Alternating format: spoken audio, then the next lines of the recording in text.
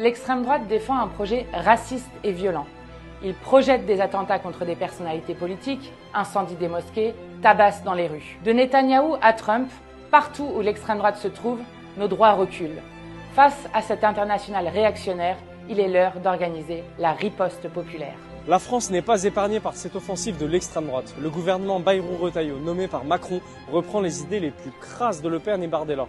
Le même Bruno Retailleau multiplie les sorties racistes et xénophobes, mais reste silencieux quand des néo-nazis poignardent un homme et crient « Paris est nazi » en pleine rue. Partout dans le monde et particulièrement aux États-Unis, avec le retour de Donald Trump, l'extrême droite ne cesse de s'en prendre aux droits des femmes et des minorités de genre. Mais nous pouvons obtenir des victoires. Il y a un an, grâce à la mobilisation des associations féministes, sous l'impulsion de Mathilde Panot et de la France Insoumise, nous avons inscrit le droit à l'IVG dans la Constitution. La France parlait au monde. Nous devons continuer. Nous refusons un monde où les femmes sont exploitées, violentées et discriminées. Nous continuerons à nous battre de toutes nos forces pour obtenir et garantir ces droits pour toutes les femmes du pays et pour celles du monde entier. Nous assistons à une alliance entre l'extrême droite et les macronistes pour stigmatiser les musulmans et restreindre leurs droits.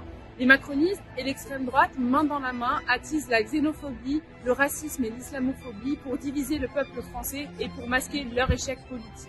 Résultat, les actes contre les musulmans et leurs lieux de culte se multiplient et en France, nous assistons à une recrudescence des actes antisémites imputés par les groupuscules d'extrême droite. Le 4 mars dernier, le parquet de Nanterre a requis un procès pour meurtre contre le policier qui a tué à bout portant le jeune Naël Marzouk en juin 2023. Depuis sa mort, sa famille et sa mère notamment sont les cibles d'une campagne de haine politico-médiatique orchestrée par des syndicats factieux d'extrême droite et avec une forme de complicité des sinistres Darmanin et Retailleau. Naël n'est pas simplement un mort de trop, c'est un mort de plus. Depuis 2017 et la loi Hollande-Cazeneuve qui donne un permis de tuer aux policiers, 35 personnes sont mortes suite à des refus d'obtempérer sous les balles de la police, majoritairement noirs et arabes, victimes d'un racisme systémique. Combien de Naël n'ont pas été filmés? Seule une réponse politique pourra répondre à la soif de justice de la jeunesse. En France, un jeune homme noir ou arabe a 20 fois plus de risques de se faire contrôler par la police que le reste de la population. Et quand je suis menacé par un policier avec un taser alors que j'exerce mon droit le plus strict de parlementaire lors d'un contrôle d'identité au faciès, le gouvernement et le préfet de police de Paris ne condamnent pas le policier, ils le soutiennent. Lorsque je pose ma première question au gouvernement, je suis arrêté par un député d'extrême droite qui me dit « Qui retourne en Afrique ?»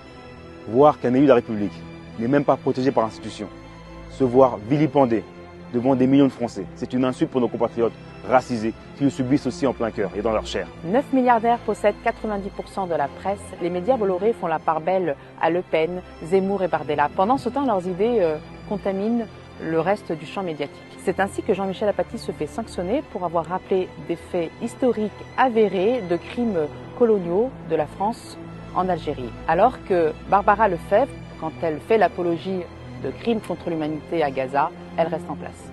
Contre toutes les formes de racisme, contre l'islamophobie, contre l'antisémitisme, des manifestations contre l'extrême droite. Ces manifestations, elles vont avoir lieu le 22 mars prochain partout en France et je vous invite toutes et tous à y participer. Pour l'unité du peuple, contre le racisme, on marche le 22 mars. Pour dire stop à l'extrême droite et à ses idées, le 22 mars, on marche. Pour la paix, on marche le 22 mars.